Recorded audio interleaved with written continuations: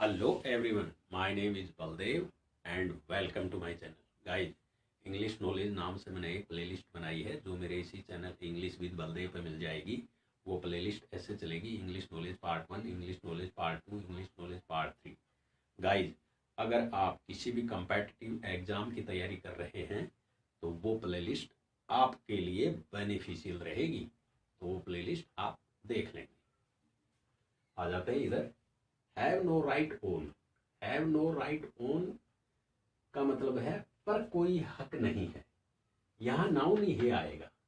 अगर इधर वर्ब लेंगे ना तो फिर यहाँ ओन की जगह टू आ जाएगा। Have no right to, to के बाद में फर्स्ट फॉर्म आ जाएगी, फिर वो इन्फिनिटिव हो जाएगा। लेकिन हमें तो यहाँ नाउन लेना है। नाउन, किसी चीज पर कोई हक नहीं है, यानी किसी चीज पर। तो किसी चीज पर अगर कोई हक नहीं है तो ओन के बाद में नाउन आएगा। ओन के बाद में नाउन आएगा। अगर वर्ब लेंगे तो फिर यहाँ टू आएगा। ओन की जगह टू आएगा, उसके बाद में वर्ब आएगी। तो देख लेते हैं। अभी हम सिर्फ नाउन वाला काम कर रहे हैं, वर्ब वाला दूसरा वीडियो बनेगा।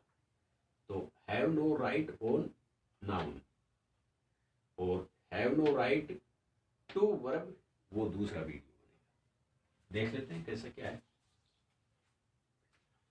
तुम्हारा इस घर पर कोई हक नहीं है, तो किस तरीके से बनेगा? You have no right. You have no right on this house. इस तरीके से बनेगा बच्चों। You have no right on this house. तुम्हारा इस घर पर कोई हक नहीं है, मेरा उस पर कोई हक नहीं है। तो किस तरीके से बनेगा? I have no right. I have no right on. यहां हर लगा सकते हैं, हर नहीं तो हिम लगा सकते हैं, वो जैसा है। या तो हर लगाओ या फिर हिम लगाओ, दोनों में एक। तुम्हारा उस पर कोई हक नहीं है, तो यू हैव नो राइट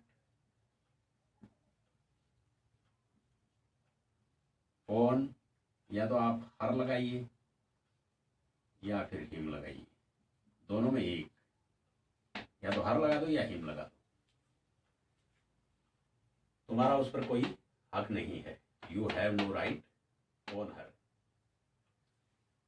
उसका मुझ पर कोई हक नहीं है, तो किस तरीके से बनेगा? उसका मुझ पर कोई हक नहीं है।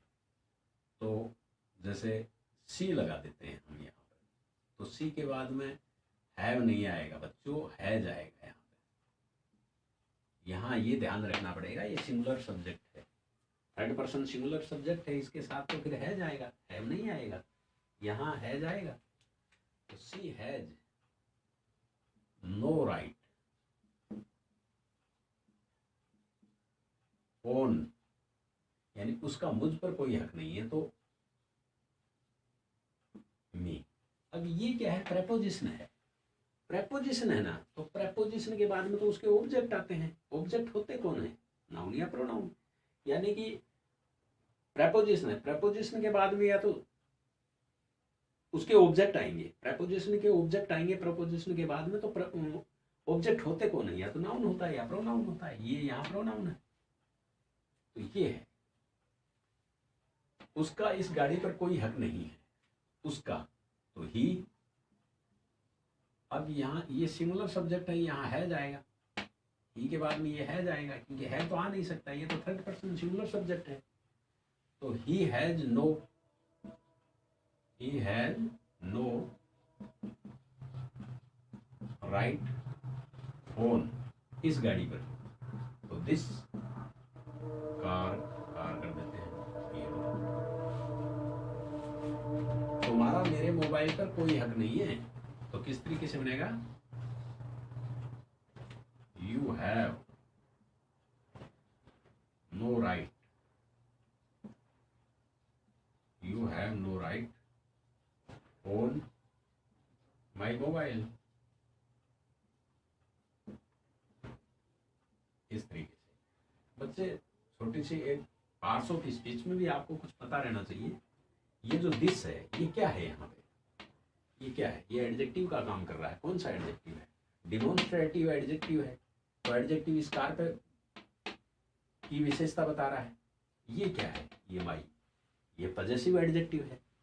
तो ये इस मोबाइल की विशेषता बता रहा है ना। मोबाइल कौन सा मोबाइल? My mobile. तो ये पजेसिव एडजेक्टिव है, ये भी एडजेक्टिव है, लेकिन ये डिमोन्स्ट्रेटिव एडजेक्टिव है।